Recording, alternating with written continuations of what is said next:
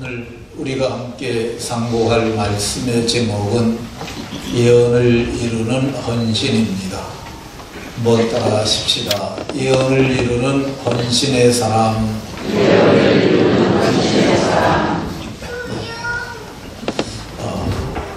오늘 우리가 봉독한 본문에는 처음 오시는 그걸 초림이라고 합니다. 초림 예수의 예언을 이루는 헌신의 사람들이 나옵니다. 우리는 다시 오시는 주님, 재림 예수죠. 재림 예수의 예언을 이루는 사람들이 되어야 하기에 이렇게 서로에게 복을 빌어줍니다. 다시 오실 주님의 예언을 이루는 복 있는 사람이 되십시오.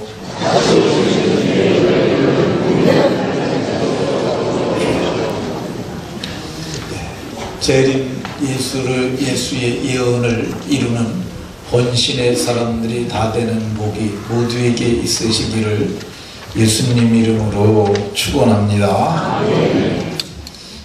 이스라엘 백성들은 그들의 메시아를 기다리는 신앙이 있었습니다. 그래서 메시아 대망 신앙 혹은 메시아 대망 사상이라고 부릅니다. 그 근거가 신명기 18장에 있는데 하나님께서 모세에게 말씀하시기를 너 같은 선지자 하나를 그들을 위해서 일으키실 텐데 그들이 그 선지자의 말을 듣게 되면은 구원이 이루어지고 완성된 하나님 나라가 성취될 것이라고 말을 했습니다.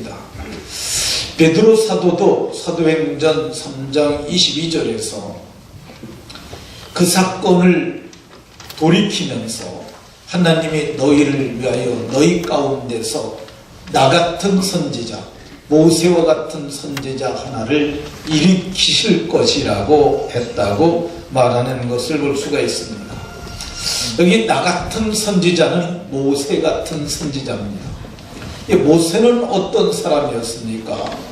이스라엘 백성들을 애굽에서 이끌어낸 선지자입니다. 요셉이 애굽의 총리가 되었을 때 하나님의 구원 경륜을 깨닫습니다. 그러니까 하나님께서 이스라엘을 애굽에서 큰 민족으로 기를 것을 그가 알게 되었어요. 그래서 바로에게 말하고 자기 아버지와 자기 형제들 70여 명을 애굽으로 초청을 합니다. 손님으로 아주 가장 귀한 귀빈으로 애굽에 내려가고 고센이라고 하는 초지가 좋은 땅을 구별된 땅을 그걸 받아서 거기서 목축하면서 살게 됩니다. 근데 그들이 거기서 이제 수백 년을 지나면서 요셉을 알지 못하는 새 왕이 나타나게 되는데 두려움을 느낍니다. 왜 그러냐면 이스라엘이 모두가 똑똑하고 모두가 건장하고 그 수가 점점 늘어나는데 저들이 지금 농기구를 잡았지만 저들의 손에 병장기가 들려진다면 나라를 전복할 세력도 되겠다. 두려움을 느껴서 그들로 하여금 고된 일입니다. 국고성, 비돔, 라함세스를 건축하는 아주 고된 일을 지키면서 그들을 학대하는데 그때 하나님께서 그들이 부르짖음을 들으시고 한 선지자를 내셨는데 그가 모세입니다. 근데 그 모세가 마침내 손에 지팡이 하나 들고, 지팡이 죽은 나무 토막 아닙니까? 근데 그거 하나 들고 애굽을 심판합니다.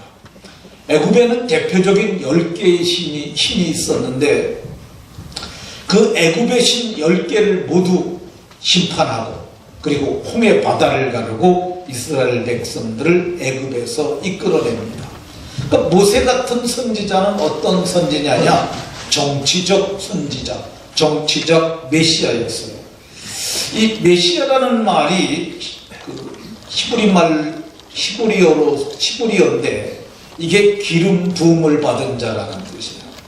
그러니까 메시아라고 그러면 기름 부음을 받은 자인데 이것이 헬라어로 번역이 되게 되면 그리스도가 됩니다. 그것도 기름 부음을 받은 자라는 뜻이라 똑같은 의미입니다. 근데 이스라엘 백성들은 그래서 예수님 당시만 하더라도 로마의 압제 아래에 있었어요. 그러니까 모세 같은 지도자가 나타나서 로마를 무찌르고 저들을 구원해 줄 그런 메시아를 기다리고 있었습니다. 그러니까 이스라엘 백성들은 좀 뛰어난 사람이 나타나면 혹시 저가 하나님이 보낸 메시아가 아닐까? 그래서 그를 많이 주시했어요. 메시아는 기름 부음 받은 자라고 그랬는데 이 구약 성경에 기름 부음을 받는 그룹이 셋이 있어요. 왕, 제사장, 선지자. 그러니까 그런 사람들이 나타나면은 혹시 저 사람이 메시아가 아닐까? 저 사람이 메시아가 아닐까? 그렇게 생각했어요. 예수님께서도 그런 말씀을 하셨어요. 지금까지도 메시아라고 생각하는 자들이 많이 있었지만 앞으로도 많은 사람들이 내 이름으로 와서 내가 메시아 곧 그리스도라 하여 사람들을 속일 것이라고 이렇게 말했어요. 사도행전 5장에 보게 되면 이 가말리엘이라고 하는 교법사가 이제 이스라엘 백성들의 관원을 모아놓고 말합니다. 옛날에 드다라는 사람이 나타나서 자기가 그리스도라고 그러니까 400명이나 따랐는데 그들도 무너지고 말았지 않느냐. 드다가 죽고 나니까 모든 사람이 다 흩어졌지 않았느냐.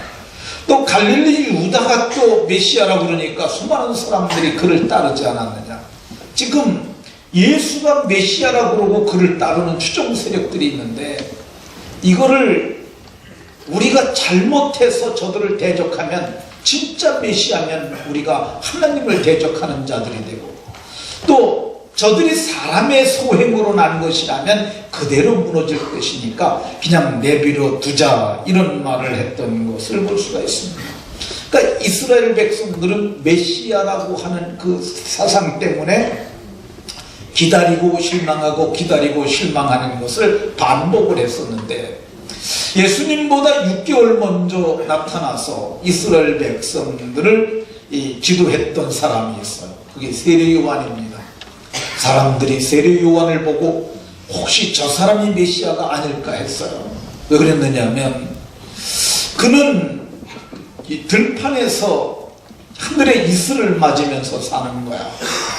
그는 그 메뚜기를 잡아먹고 석청을 먹으면서 경건하게 살았어요. 몸에는 이 낙타, 죽은 낙타의 그 털옷을 입고 그리고 그 눈에는 현영한 안광이 나왔을 뿐만 아니라 들리는 소문에 의하면 뼈대 있는 제사장 가문이라고 그랬어요. 근데 그가 말하기를 많은 사람들을 회개케 하는데 얼마나 권세 있고 권위 있게 말했든지 사람들이 독사의 새끼라는 말을 들으면서도 그 말에 순복을 했어요. 그래서 당신이 메시아요? 그랬더니 세례 요한이 나는 그리스도가 아니라 나는 그분이 오실 길을 평탄케 하라고 보내심을 받은 자라고 이렇게 말했어요. 그러니까 이 세례 요한 시대에는 이미 그리스도가 와 있다는 그런 증언이 되겠죠. 근데 어느 날 이 세례 요한이 예수님을 유심히 쳐다보고 그에게 사람을 보냈어요. 오시리가 당신입니까? 아니면 우리가 다른 사람을 기다려야 합니까? 이렇게 물었어요. 근데 이 말 속에는 어떤 의미가 담겨 있냐면 당신이 진짜 메시아입니까? 아니면 다른 메시아가 있는 겁니까? 이렇게 물은 거죠. 근데 요한의 제자 2명이 예수님을 찾아왔을 때 너네들이 이 현장을 보라고 말했어요. 그 현장이 어떤 현장이었느냐 하면요, 병 고치는 현장이었어요. 아픈 자들이 와서 다 나음을 받는 현장이었어요. 그 현장이 어떤 현장이었느냐 하면요, 귀신 들린 자들이 와서 고침받고 날 때부터 눈먼 자들이 눈을 뜨는 그 현장이었어요. 이걸 봐라. 보고 너희가 이 본 것을 말하라고 했어요. 그리고 예수님이 그들의 입에 말을 더 줬는데 누가복음 7장 22절에 보면 맹인이 보며 이 못 걷는 사람이라고 이렇게 번역을 했는데, 이거는 제가 보기에 안전뱅이라고 번역하는 것이 훨씬 더 좋은 번역이라고 생각합니다. 안전뱅이가 날 때부터 한 번도 걸어보지 못한 사람들이 걸으며 나병 환자, 천역이라고 하는 이 불치병이 고침받고 귀먹은 사람들이 듣고 귀가 열려 듣고 죽은 자가 살아나며, 이런 일은 전에도 없었고 후에도 없는 전무후무한 사건들이죠. 가난한 자들에게 복음이 전파된다라 이렇게 말해서, 이거는 메시아의 자기 증거야. 네가 기다리던 메시아고, 네가 나를 위하여 보내심을 받은 자라라고 하는 메시아의 자기 증언이라 할 수 있습니다. 근데 이것 가지고 부족한 게 있습니다. 왜 그러냐면 메시아에 대해서 스가랴 선지자를 통하여 하나님이 말씀하신 것이 있기 때문입니다. 진짜 메시아는 이거를 해야만 메시아라는 거죠. 스가랴 9장 9절의 말씀인데, 이 시온의 딸, 시온이라 그러면 예루살렘의 또 다른 이름이 시온입니다. 그 성에 기쁨과 즐거움을 줘야 돼요. 그게 메시아입니다. 그리고 그들 가운데 왕으로 임하실 수 있어야 돼요. 근데 이게 불가능한 게 왜 그러냐면, 그 시대 통치자가 아닌 또 다른 사람이 왕이 되면은 반란이에요. 그냥 죽는 거죠. 이게 불가능한 거죠. 그리고 구원을 베푸시며, 여기서 얘기하는 구원은 육적인 구원이 앞에 있습니다. 마침내 영적인 구원에까지 이르는 것이지만은, 이 눈먼 자, 맹인, 그리고 고통당하는 자, 귀신 들린 자, 이들이 다 풀려나는 것, 이거 구원이죠. 그리고 겸손해서 나귀를 타는데 진짜 힘든 게 이거예요. 나귀의 작은 것, 나귀 새끼를 타고 예루살렘에 입성하는 것, 이게 메시아라는 거야. 근데 이거를 어떻게 누가 이걸 할 수 있었겠습니까? 근데 성경을 보게 되면 예수님이 정말 예루살렘에 들어갈 때 예루살렘 성의 유월절을 지키려고 수많은 사람들이, 순례자들이 와 있었는데, 그들이 메시아가 왔다고 크게 기쁘면서 온 성이 솟아나고, 그리고 그들이 기뻐서 성의 좌우로 도요를 하고 예루살렘에 입성할 수 있도록 했어요. 오늘 우리가 봉독한 본문에도 나오지 않습니까? 주의 이름으로 오시는 왕이요, 예수님을 왕이라고 그랬어요. 다윗의 자손으로 오시는 분이고, 다윗이 이스라엘의 정통 왕통 아닙니까? 그 다윗의 혈통을 타고 그리스도께서 오셨고, 그분을 저들이 왕이라고 인정을 했어요. 그분은 정말 수많은 기적으로 구원을 베푸셨고, 겸손해서 나귀를 타는데 나귀의 작은 것, 아무도 타보지 아니한 것, 그 새끼를 타고 입성했다고 이렇게 말씀하고 있습니다. 네, 이 놀라운 스가랴 9장 9절의 예언의 말씀을 이루기 위해서 헌신한 사람들이 있어요. 오늘 그 헌신한 분들을 살펴보도록 합니다. 첫 번째 헌신한 사람들은 예수님의 두 명의 제자죠. 누가복음 19장 28절을 보면은, 오늘 우리가 봉독한 본문입니다. 여기에 보면은 말씀을 하시고 예수님께서 예루살렘을 향하여 앞에 가셨다고 이렇게 말씀합니다. 예수님께서 앞서 가시는 거야. 네, 이게 어떤 모습이냐 하면은요, 예수님께서 이제 영광에 입성을 하시기 위하여 개선장군과 같은 그런 모습으로 나아가는데, 가시면서 제자 둘을 감람산에 이르렀을 때 부르셨습니다. 이 감람산이라고 하는 산은 또 다른 이름은, 번역을 하면 올리브산이에요. 이 올리브는 감람나무를 통해서 얻는 기름이 올리브 기름이에요. 근데 그 산 맞은편에는 이 마을이 있었는데, 베단이라는 마을이 있었습니다. 근데 예수님께서 제자 두 명을 부르시고, 너희가 가서 베다니에 가서 맞은편 마을에 가서 나귀 새끼를 끌어오도록 해라. 가게 되면 거기 나귀가 어미하고 새끼가 매여 있는 것을 보게 되는데, 그 나귀 새끼를 너희가 끌러갖고 와. 근데 그걸 끌으려고 그러면은 주인이 왜 남의 나귀를 끌으시오? 이렇게 묻거들랑 주가 쓰시겠다고 해라. 그러면 그가 줄 테니까 너희가 그걸 끌어오도록 해라. 그랬더니 2명의 제자가 정말 갔어요. 가서 보니까 나귀가 매어 있었어요. 근데 하나는 어미고 하나는 새끼인데 그 새끼 나귀를 풀러가지고 예수님께로 끌고 왔습니다.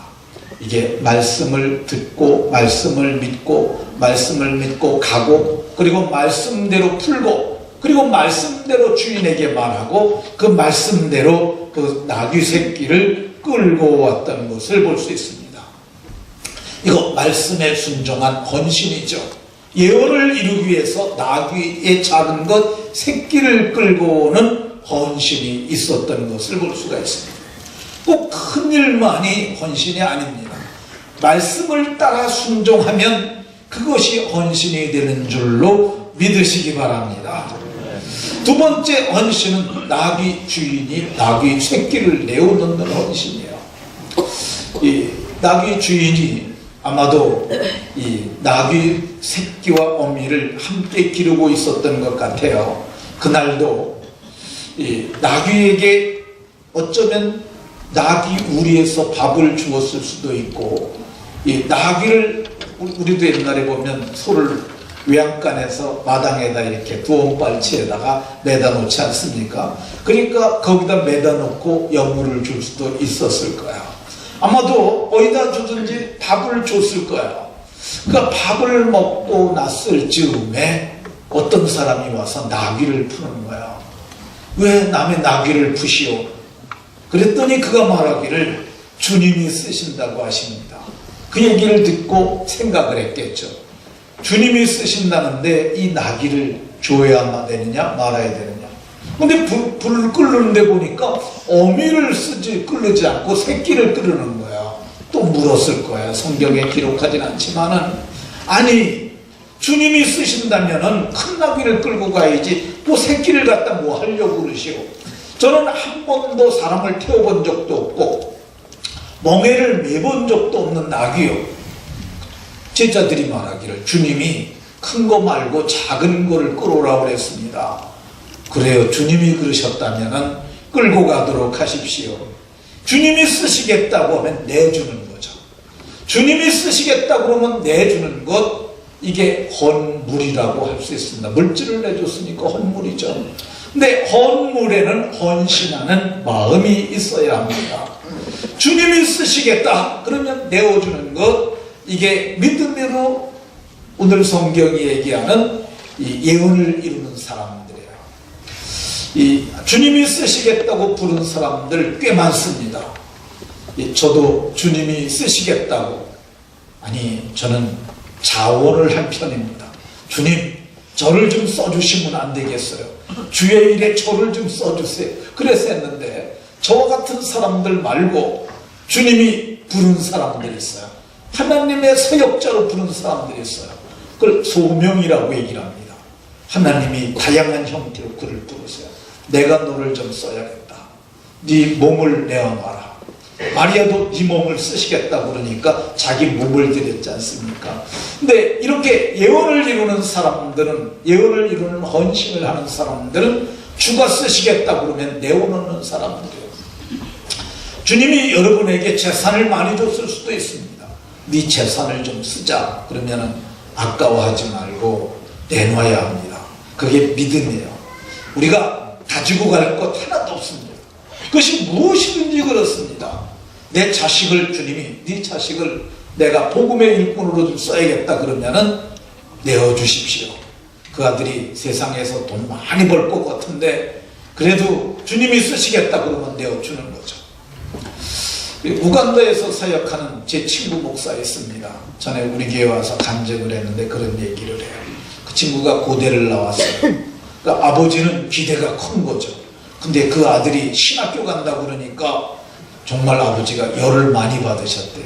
신학교 졸업받고 그래도 큰 교회에서 청빙 받아가지고 그래도 큰 교회 목사 될 줄 알았더니 그 아들이 아버지 나 선교사로 나가요.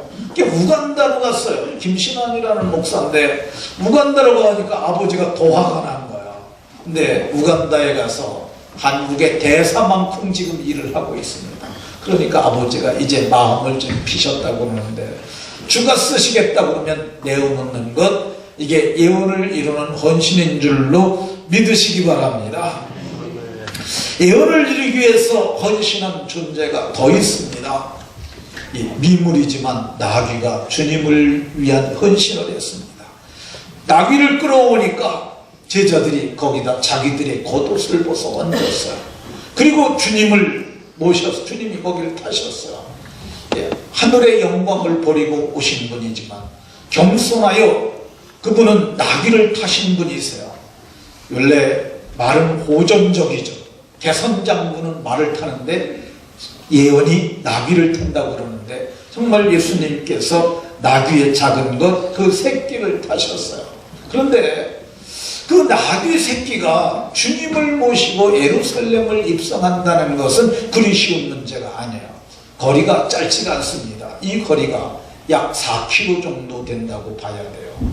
근데 이 4km를 갖다가 이 나귀의 작은 것 한 번도 사람을 태워보지 않은 게, 예수님이 아무리 무게가 안 나가도 60km 나가셨지 않았겠어요? 60km 되는 사람을 태우고 예루살렘까지 그 성을 들어가는데, 도열에 사람들이 6월절이라 사람들이 그때 당시에도 20여만 명이 모였다고 그러는데, 근데 거기 사람들이 있는데 거길 지나가는 게 얼마나 소리 지르고 그러겠어요? 얼마나 놀래겠어요? 그게 가능하겠어요? 쉽지 않습니다. 제가 2번 그런 경험이 있는데, 사람들이 도열에 있는데 지나간 게 2번 경험이 있는데, 제가 한 번은 진로백화점에, 의정부에 있는 진로백화점입니다. 근데 거기 아침 일찍이 제가 갔어요.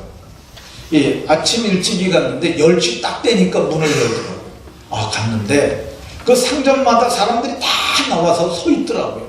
그러면서 첫사람에게만 일어나는 거예요. 근데 저는 한 5층까지 볼 일이 있었는데, 그래서 막 갈아가는데 1층 다 지나갈 때까지 사람들이 다 절호를 하는 거야. 2층 가는데 또 그러고, 3층 가는데 또 그러고, 4층 가는데, 근데 이게 좋기도 하지만은 참 민망하기도 그러더라고요. 근데 이거 나귀의 작은 것, 새끼가 그 사이를 지나간다네. 이게 가능하겠어요? 그러니까 이걸 이루는 게 메시아라는 거예요. 어떻게 이 일이 가능했을까? 저는 이게 성경에서 보면은 이 사무엘상 5장에 아벡전쟁 뒤에 법궤 모시고 오는 사건에서 그 답을 찾아봤습니다. 이스라엘하고 블레셋하고 전쟁을 치렀는데, 이스라엘이 아주 박살난 전쟁이 유명한 전쟁, 아벡전쟁이라는 전쟁이죠. 법궤를 블레셋에 뺏겼어요. 블레셋 사람들은 법궤를 빼앗은 거죠. 전리품이에요. 이스라엘의 신을 우리가 포로로 잡았다. 그러면서 그걸 갖다가 자기들의 신당에다가 갖다가 그걸 뒀어요. 근데 끔찍한 일이 일어났어요. 다곤의 신당에다 두었는데, 그 이튿날 아침에 일어나 보니까 다곤이 법궤에다 대고 절을 하고 있는 거야.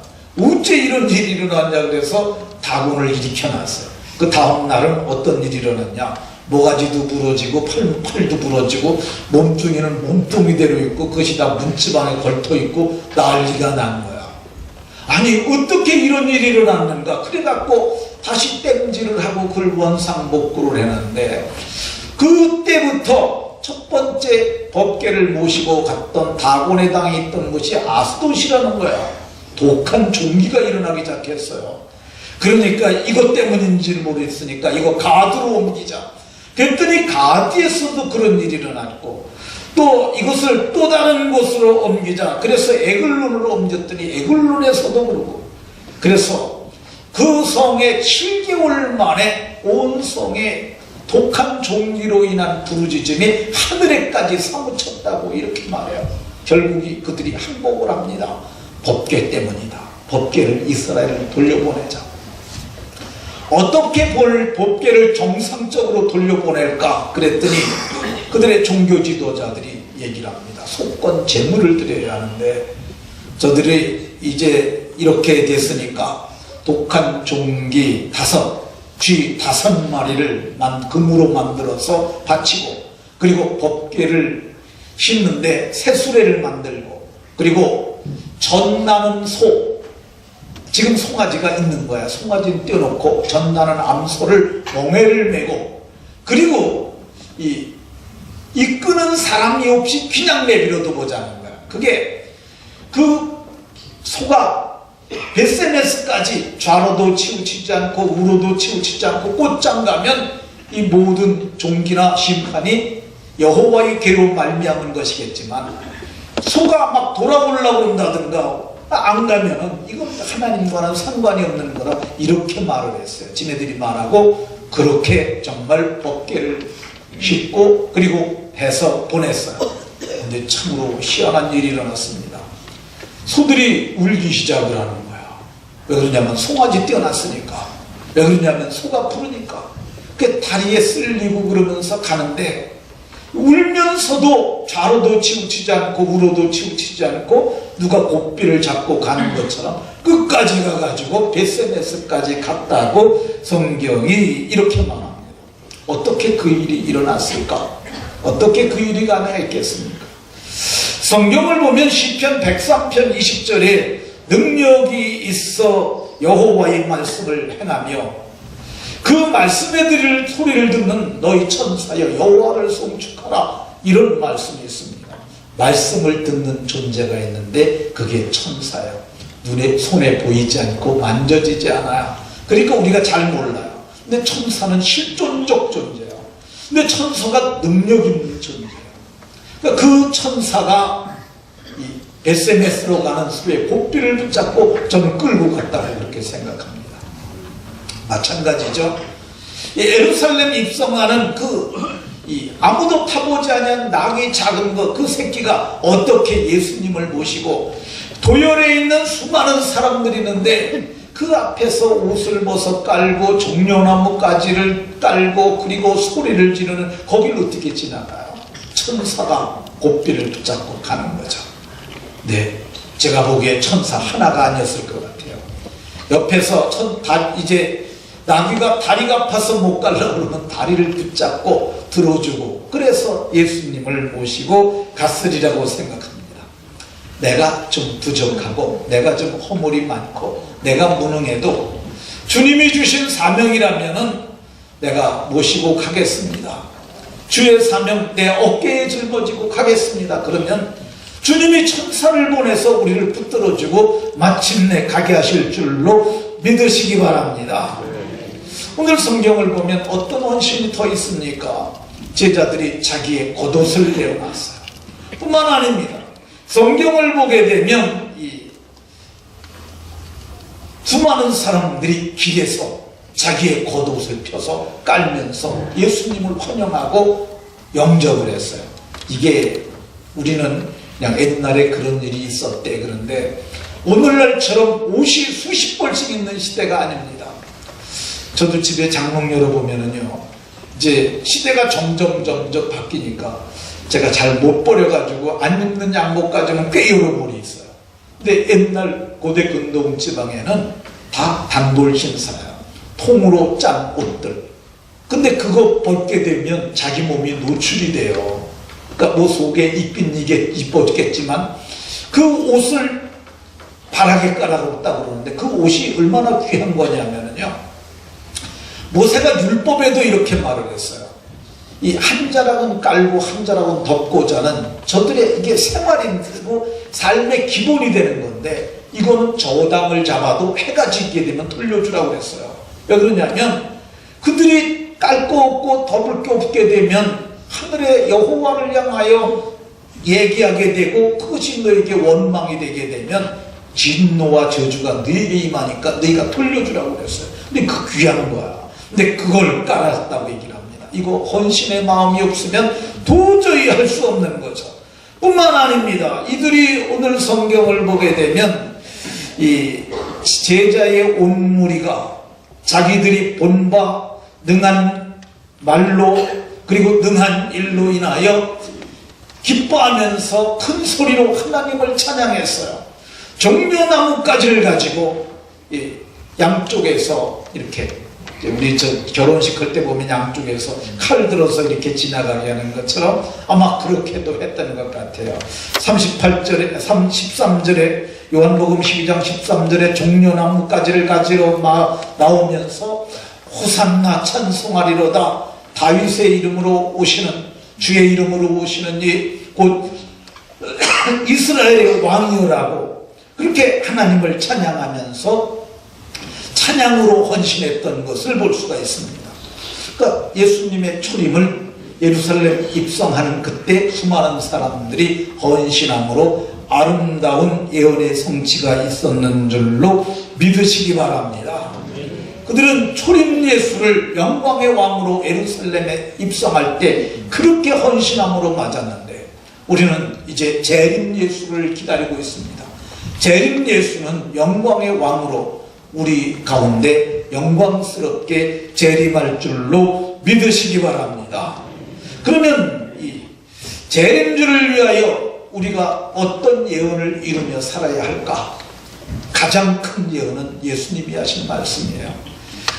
온 세상에 천국 복음이 전파되리니 그제야 끝이 오리라. 이게 가장 큰 이 종말의 예언이라고 저는 온 세상에 천국 복음이 전파되는데 그거 그냥 전파되는 게 아니고 헌신이 있어야 돼요. 어떤 헌신이 있어야 합니까? 너희는 가서 가는 헌신이 있어야 돼요. 너희는 가서 마태복음 28장 19절에 그렇게 말씀합니다. 그냥 가려면 어떻게 해야 돼요? 보내주는 자들이 있어야 되잖아요. 우리가 보내줘야 돼요. 모든 민족을 제자로 삼으려면 어떻게 해야 돼요? 복음을 전해야 하고 복음을 깨닫게 해야 하고 복음을 믿게 해야 되고 그리고 그들이 주의 복음에 순복하게 해야 돼요. 그리고 예언을 이루기 위해서 우리가 뭐 해야 돼요?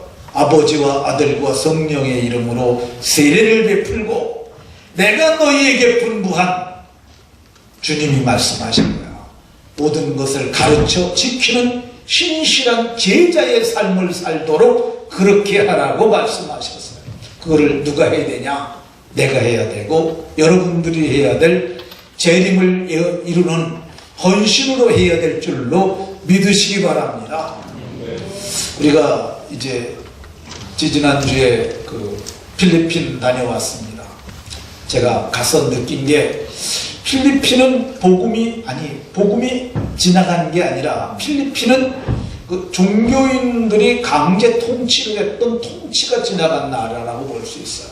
스페인이 그 나라를 통치하면서 개인의 회심을 시킨 게 아니라 종교를 가져다 줬어요. 종교하고 회심은 굉장히 다릅니다. 기독교하고 기독교인하고는 굉장히 달라. 진짜 기독교인은 어떤 거냐면 제 얘기 잘 들으셔야 돼요. 이게 기독교적인 문화에서 나서 살았던 이렇게 기독교적인 사람들은 지옥 가는 거고요. 진짜 그리스도인은 천국 가는 거야. 이게 큰 차이입니다. 똑같아 보이잖아요. 기독교적인 사람, 기독교인. 적과 인, 그 차이인데 이게 천국과 지옥을 갈라놔요. 근데 필리핀 가서 느낀 거 뭐냐면 필리핀은 다 기독교적인 사람들이지 기독교인은 없다. 별로 없다 그런 생각이 들었어요. 보면 기독교적이에요. 교회에 대해서 나쁘게 생각하지 않아요. 전 민족이 다 기독교적인데 그 사람들을 물어보면 자 기독교인이라고 그래요. 그러면 당신 회심을 했어? 물어보면 그게 뭐예요? 그래요. 신학생들도 잘 몰라요. 제가 신학교 학생이 있어갖고 여학생이었는데 제가 그를 붙잡고 통역을 세워놓고 물었어요. 구속이라는 구속 개념을 아는 대로 내게 좀 말해보시오. 잘 말 못해요. 대속이 뭐요? 또 속량이 뭐요? 이 좀 어려운 종교적인 다 성경에 나오는 단어들이에요. 근데 그걸 이해를 못한다는 말은 자기가 아직 경험하지 못했다는 얘기도 돼요. 그러니까 종교를 배웠지 진짜 기독교인은 아닌 거예요. 그러니까 제가 그래서 이게 필리핀이 사람들이 그래. 필리핀 선교사 너무 많다 그러는데 제가 보니까 다 마닐라 쪽에만 있대요. 거기 도시니까 목사님들 가운데 그런 데서 머무는 것 같아요. 그 선교 형태도 어떻게 하냐면은 도시에서 있다가 이제 밀림 그런 데는 일주일에 한 번, 2주일에 한 번씩 가는 거 갖고 선교한다고 그러는데, 제가 보기에 그렇게 하지 않고 진짜 원주민 속에 들어간다면 이거 선교 대단하게 이루어질 수 있다 생각이 들었어요. 그래서 제가 임춘선 목사한테 너 갈래니냐 제가 물었어요. 그랬더니 도시에다 밥 먹고 있으라 그러면 있을 거예요. 도시에 있지 말고 우리가 선교지에다가 그 사람들을 사는 데다 거기다 건물 줘주고 거기서 있을 수 있냐고 그랬더니 생각해 보겠대요. 근데 진짜 그렇게 가야지. 선교는 그렇잖아요. 문화가 다른 그 사람들에게 가서 복음을 전해줘서 저들이 구원을 얻게 하는 건데, 어쨌든 대리인들만 세워서 하는데 그 대리인들도 기초 복음이 잘 안 돼 있어요. 그래서 제가 생각을 해봤어요. 어디가 좋을까? 지도를 넣고 보니까 제가 갔던 곳은 네그로스 섬이라는데 그 위에가 세부라는 섬이에요. 세부는 다 아시죠? 세부는 좀 들어봤잖아요. 신혼여행 많이 가는 데가 세부입니다. 근데 세부로 우리가 선교서 파송한다고 그러면 도시로 생각하는데 거기서 1시간만 떨어지면 정글이에요. 제가 그래서 그 좀 떨어진 데 그런 데다가 하면은 1시간 정도면 도시에 와서 언어 훈련도 할 수 있고 그래서 그러면 좋겠다는 생각을 좀 해봤습니다. 왜 그러냐면 이게 제가 생각을 해보면은 아니 뭐 인도 그런 데는 너무 멀어서 비행기 타고 7시간까지 가는 거는 너무 힘들어요. 그래서 제가 생각하기에 필리핀은 3시간 20분이면 가거든요. 세부는 직항이 있어요. 그러니까 제주도 가는 거나 별개 차이가 안 나요. 제주도 가는 것보다 비행기를 조금 더 타고 있으면 되는 거야. 그래서 그리고 비행기 값도 요즘에는 좀 싼 항공들 있잖아요. 우리가 필리핀 갈 때 15만 원씩 내고 딱 갔어요, 한 번에. 그러니까 필리핀 가는 것도 별로 또 어렵지도 않아요. 그래서 그렇게 하면은 선교가 좀 쉽지 않을까. 이건 제 생각입니다. 어쨌든 그런 생각을 해봤습니다. 말씀을 마치도록 하겠습니다. 오늘 성경에 보면 초림 예수의 예언을 이루기 위해서 헌신했던 사람들이 많이 나옵니다. 우리는 다시 오시는 주님, 그때는 심판주로 오시는 거야. 믿지 않는 자들은 심판을 받고 그들에게는 심판 주고 우리에게는 구원주입니다. 구원주로 오셔서 심판하실 적에 우리는 모두 구원의 은혜를 입고 영광에 참여하려면 오늘 우리가 헌신해야 합니다. 어떤 헌신해야 되느냐? 이 주님이 말씀하신 말씀을 이루는 헌신하시는 것. 당대의 복을 받고 영광스러운 나라에서는 영광을 얻는 복이 모두에게 있으시기를 예수님 이름으로 축원합니다. 기도합니다.